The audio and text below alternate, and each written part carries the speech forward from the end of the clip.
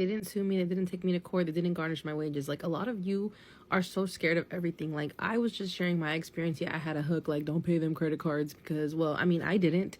And yeah, I took an L. Like I said, if you watch my whole video, I talk about my L. Like, I had bad credit for like a year and I needed a guarantor to live somewhere. After that, girl, everything's dandy wandy. I'm even a homeowner today. But I did take an L. My credit score for sure fell. But when I went to collections and I settled out, my life was back. I was up again. Y'all need to practice being bad. Like, we are at the end of empire. Empire is falling. And, like, we can't even afford basic shit like eggs and shit. And you're so worried about, this fake money, this fake concepts. These concepts are all bullshit. And also, rich people declare bankruptcy are fucking nasty ass, raggedy ass. How many times have they declared bankruptcy and then they came back around? And y'all be like kissing ass, like, oh, but they're a billionaire. Oh, I remember their first term. Everybody was like, oh, well, they have business savvy. Yeah, declaring bankruptcy is so business savvy. But when us regular people do it, everybody's like fighting with each other. Like, you are fighting like your peers and telling them, oh, you're stupid. You should be a better sheep. You should be a better sheep. You're so stupid. Don't take this advice. Be a good little sheep. It's disgusting, really. You live how you want to live. You do what you want to do. And I'm going to do what I'm going to do.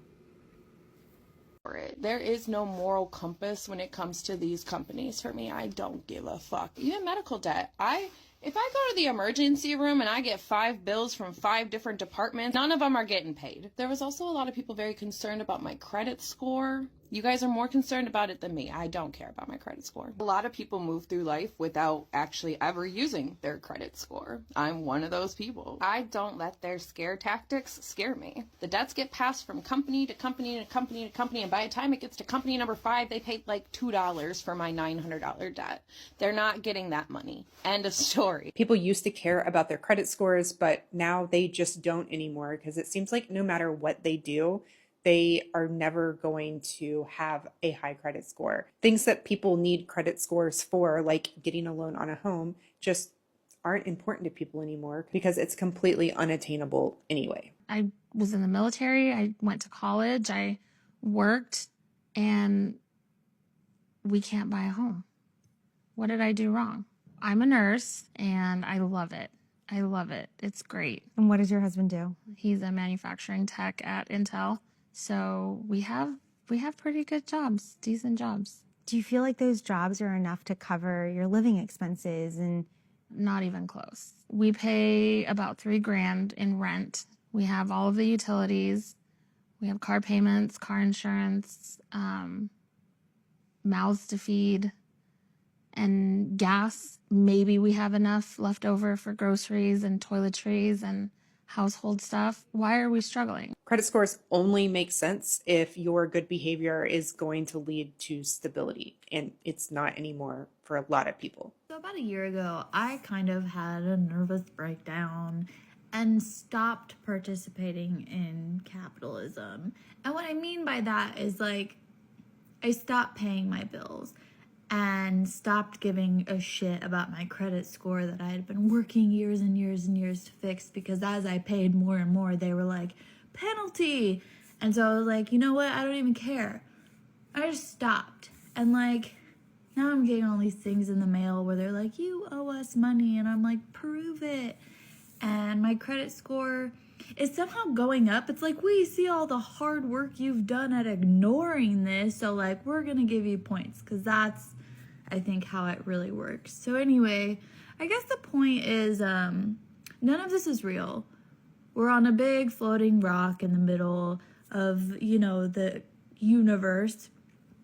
And it's all made up and the points don't matter. You're doing great. Credit scores don't fucking matter. Like, they do in the sense that people care, but credit scores are fake. They were made up in like the 80s. If you file for bankruptcy, you can get your credit score above 700 fairly quickly. Like, it's literally only been a year since my debt was discharged and I'm above 700. So it's like, you can get it above 700. And the fears and the stigma that is associated with bankruptcy are like not as warranted as people think they are. Like you have a lot more freedom after bankruptcy than people realize that you do. And I'm here to discredit the fearmongers. Like that's my goal. But no, you don't have to care about it. Like if you got what you need, good.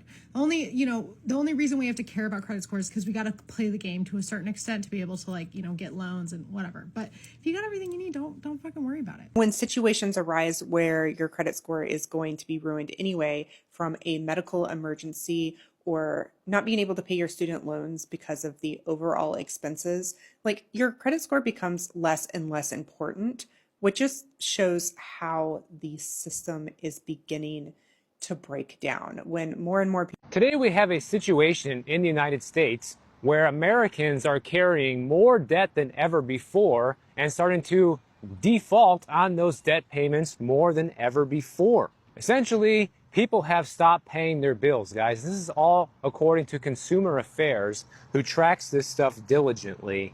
And one thing that they found out is the national average individual debt load that people are carrying has more than doubled since 2003. Back in 2003, people used to carry about $32,840 in individual debt. Already a ton of money, right? Well, that's nothing because now it's $63,200 as of 2025. So you can bet it's already higher by now because it's already 2026. And this debt is so high that it outpaces the country's average annual individual income, which is estimated to be at about $45,256. That's the average individual income, don't mistake that for household income, which is around $84,000 a year, median household income. But individually, people make about $45,000 on average. This makes the nationwide debt to income ratio for a lot of people a whopping 139, almost 140%. And when you're already stretched that thin, anything that comes up, a car repair, a doctor's visit, any sort of financial hiccup, guys, people end up losing everything from this. Now, the funny thing is when they adjust these numbers for inflation, the average person's personal debt only went up by 10%. But in nominal terms, it basically doubled, guys. And that's been the underlying issue that I've been talking about so much on this channel, which is that people's incomes are nowhere near keeping up with the level of inflation. It's going to get to a point in the future where you're going to have so many people not able to afford basics anymore that something major is going to have to happen. Either we're going to have to see prices collapse, or we're going to be in a situation where we're getting universal basic income from the government, because it will be the only way that society as we know it will be able to continue to function. But this massive surge in people not paying their bills is not distributed evenly. Some parts of the country are being hit much harder than others. And they found out that Utah is actually the most debt-burdened state in the entire country. Not exactly where you think it would be. I would think it'd be somewhere like Florida or California, New York, where the cost of living is extremely high and people have to borrow an insane amount of money just to get by. But it turns out it's Utah, and the average resident there has a debt-to-income ratio of 199%. Basically, people are spending twice as much money as they make in Utah, guys. Think about that. They're spending twice as much money as they make. How is a situation like that sustainable? How many years can you do that before you are filing for bankruptcy, you're not paying off any of your bills anymore, you're no longer in a situation where you can buy a house? A lot of landlords don't want to rent to you either. What's your next step? You go homeless? You move to a cheaper area? What? You're living in a tent, camping out in the wilderness? I don't know. You tell me. The surprising part about Utah, though, is even though people are spending twice as much as they make, people are actually being very responsible and keeping up with their debt payments a lot better there than in other places, which I don't know how that's possible, but that's what they're doing. Mortgage debt delinquency is only at 0.7% there, and auto debt delinquencies at 3%, and credit card delinquencies at 9.5%, and student loan delinquencies at 5.9%. And today I'm walking along the Intracoastal Waterway here in Miami Beach. Here's the thing. In other states, The bigger issue isn't just about how much people owe, but whether they can keep up with their payments. Like in Louisiana, for example, incomes are a lot lower than they are in Utah, and we're seeing the highest rates of homeowners there starting to fall behind on their mortgages.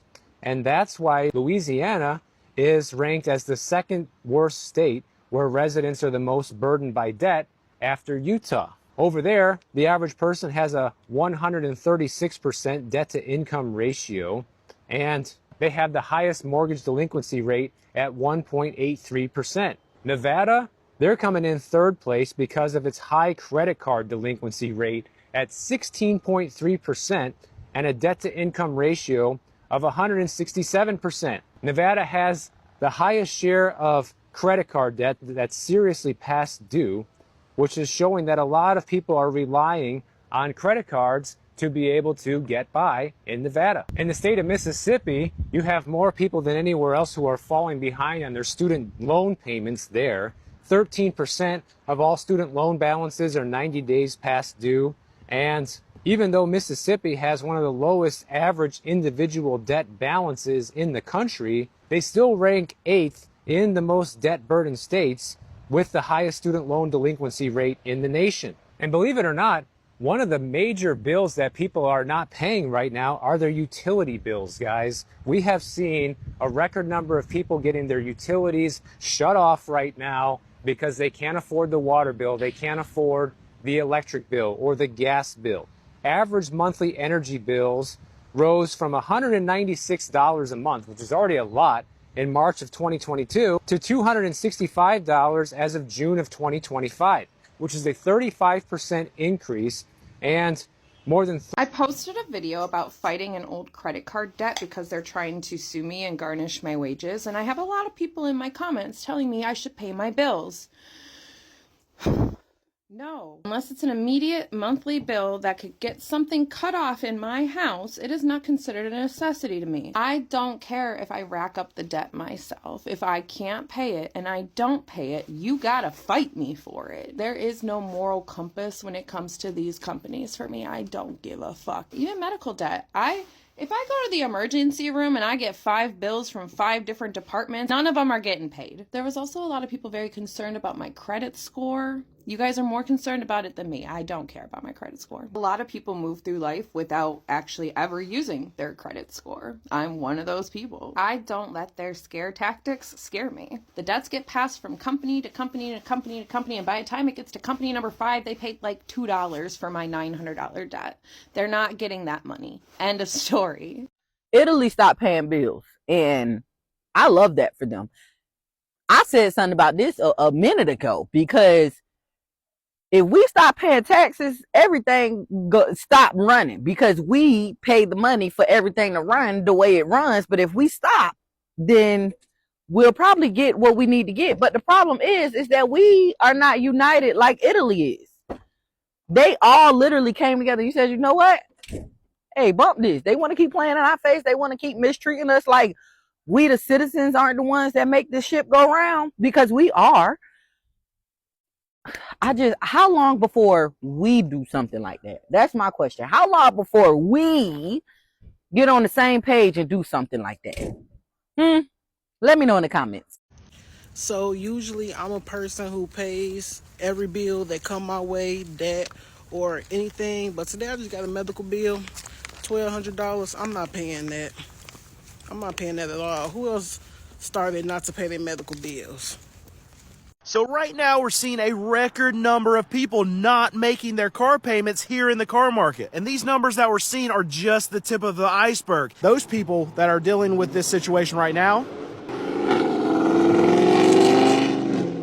that's so funny. That's so funny. That loud car you just heard, that loud car you just heard was a Charger. That dude right there has negative equity on his car of like $10,000, $20,000 because of this crash. And if we dig a little deeper, it's way worse than the numbers would actually suggest. All right, so let's think about this for a moment. We are at record numbers of auto loan delinquencies right now. We have repos that are through the roof. And we look at these record numbers that we're talking about, and it's worse right now than it was back during the Great Financial Recession. And Here's the thing. Let's think about what was going on during that time. We had people who were losing their houses. We had companies that were going bankrupt. We had mass layoffs going through the whole economic system. And during that time period, okay, people couldn't make their car payments because they were losing their jobs. But even right now, where the economy on paper actually looks like it's doing pretty good, we are worse right now for auto loan delinquencies than we were back then. So here's the thing. Things are not as good as they actually appear. And this is all we've been talking about for the last few years, about this K-shaped recovery, where yes, the economy can look good on paper. People can be spending money that actually have money, but the lower end of the spectrum of this economy that we're living in is absolutely getting destroyed. And we can see this in the auto market. I can see it here at my used car dealership. So cars that are $5,000 and under, there are big time problems under the surface of this economy, and we can see it through the car market. Auto loan delinquencies are at record highs, even worse than this massive disaster that we had in our economy back in 2008. It's worse right now than it was then. And one way I can really know the severity of how the economy and how the lower end of the spectrum is actually being affected here in our economic system is because of like just the customers that I see, the questions that I get asked about these cars that I sell for $3,000, for $3,500. Our number one question that we're getting right now, and it's very frequent, it's 2 or 3 times a day that we get it, is that somebody will call on a $3,000 car and say, okay, well, I want to buy this car. How much do I need to put down to be able to buy this vehicle? Here's the thing. We don't finance here at my car dealership. You see all these cars that are up here, the $3,000, the $3,500 cars. They all say cash under them. And that's because not necessarily that someone has to pay me hard cash for these vehicles. It's just a term in the car market, meaning you have to buy the car outright. I sell these cars. I don't like debt. I don't want people to take on debt to be able to buy my vehicles. But still, even though we have cars that are cheap as $2,500, $3,000, we still get overwhelmed by people asking us how much down, how much a month for these cheap cars. And we say, okay, well, we don't finance, so you can't come and put $500, $1,000 down, whatever it would be for a car like this and make payments. But it's $3,000. You can come buy the car for $3,000 and that's it. They say, oh, well, okay, well, I don't have $3,000, so I'm going to need to look elsewhere. This is the problem that we see arising even here at my small car dealership. Little data sample, but it speaks volumes for where people are right now with their money. They don't have $500 even in their bank accounts right now to be able to save up for some kind of emergency, something that would happen in their life. They can't buy a $2,500 car for cash right now. This is a bad situation and a bad setup for our economy. And one phrase that's becoming very commonplace here in the market, and usually you would hear it from big banks who have lots. I'm not paying no more bills. I don't give a fuck. Cut all this shit off. I go move in with my sister. I'm sick of it. You know what I'm saying? Every month. Mortgage. You want water? You want electricity? Man? And then you're sitting here, I'm trying to recycle, make the world a better place, so maybe some of these prices can go down. Hell no, y'all stop the recycling. My sister's house worth it. Her Wi-Fi, jumping. AC, bumping, just replaced. Bed, fresh. Linen, always clean. Her cooking, through the roof. Now your leftovers, they gonna eat them. You can't leave them in the fridge. Then my nieces, I gotta pay them some money. They know how to get money out of me. You know what I'm saying? I might end up paying more to them than I do in bills. I may need to pay bills in my own house. I love my nieces, but that little one I have to watch.